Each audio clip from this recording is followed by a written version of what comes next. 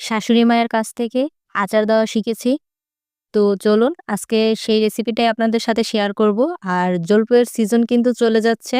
এই মজাদার আচার যদি খেতে চান তাহলে অবশ্যই আমার রেসিপিটা ফলো করতে পারেন।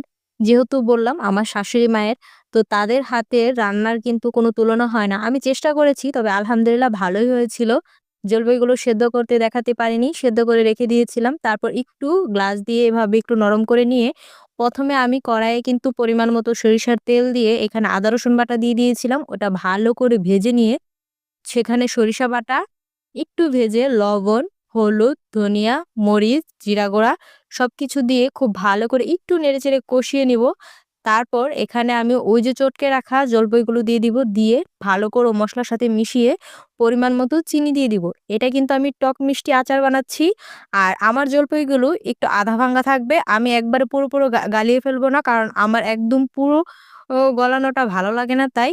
তো এখানে আমি নাড়তে-চাড়তে অনেকক্ষণ পর এখানে কিন্তু আমি ভিনেগার দিয়ে দিচ্ছি। আচারটা সারা বছর সংরক্ষণ করার জন্য ভিনেগার দিলে আচারটা নষ্ট হওয়ার সম্ভাবনা থাকে না। আর এখন আমি পাঁচফোড়ন আর মরিচের গুঁড়া দিয়ে দিয়েছি। মানে যেটাকে বলা হয় চিলি ফ্লেক্স।